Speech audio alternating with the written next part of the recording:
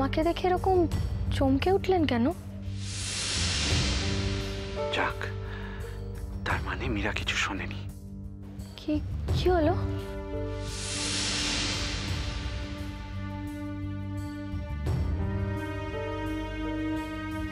আমি বোধহয় ভুল সময় এসে পড়েছি। না না, একদম না। হ্যাঁ, আসলে আমি মার সাথে কালকের ব্যাপারটা নিয়ে আলোচনা করছিলাম। ওই মিস্টার মল্লিকরা ওনারা ফার্স্ট টাইম আমাদের বাড়িতে আসছেন, তাই তাদের আদর আপ্যায়ন এই সমস্ত নিয়ে। থাক, তুই সব ব্যাপারে বড্ড বেশি ভাবিস।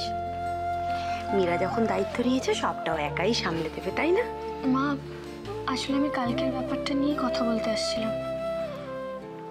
আমার কাল একটা খুব ইম্পর্টেন্ট কাজ আছে, তাই আমি বাড়িতে থাকতে পারবো না।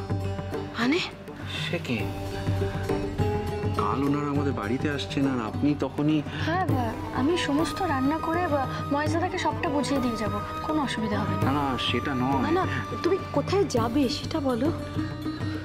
মা, কাল চিকু স্কুলের অ্যাডমিশন, আর অ্যাডমিশনের কাজ ছাড়াও নতুন স্কুল তো, তাই কিছু কেনাকাটা, মানে কিছু কেনাকাটা কেন বলছি, বেশ কিছু কেনাকাটা আছে। আর এইসব কাজ সেরে আমার বাড়ি ফিরতে অনেকটাই দেরি হয়ে যাবে, তাই কাল আমি বাড়িতে থাকতে পারবো না। মীরা, এসবের তো তাড়াহুড়োর কি আছে? এখনো তো অনেক সময় আছে হাতে। তাছাড়া এদিককার তুমি তো ভালো করে কিছু চেনো না, একা একা সবটা সামলাবে। হ্যাঁ মা, আপনি ঠিকই বলেছেন, কিন্তু আপনি তো জানেনই চিকুর যে কোনো কাজেই আমার উৎসাহটা সব থেকে বেশি। আর চিকুর ভবিষ্যৎ, এটা তো আমার কাছে সব থেকে বেশি গুরুত্বপূর্ণ অন্য যে কোনো কাজের থেকে। তাই আমি ভাবছিলাম একদম ঠিক বলেছে মীরা।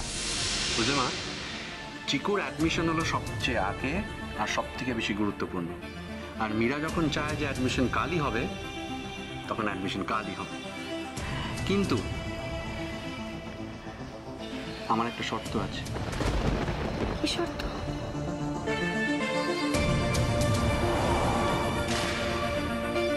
আমি কালকে আপনাদের সঙ্গে যাব। হ্যাঁ মা, চিকুর অ্যাডমিশন এখানকার সবচেয়ে বড় স্কুলে হবে। হ্যাঁ, কিন্তু আপনার বাড়িতে অতিথি আসবে, সেখানে আপনি বাড়িতে থাকবেন না, এটা কি করে হয়? কোনো অসুবিধা হবে না। আমরা দুপুরের মধ্যে অ্যাডমিশন সেরে তারপরে চলে আসবো। যা, কি হবে এখন? যে পরিস্থিতিটা আমি এড়ানো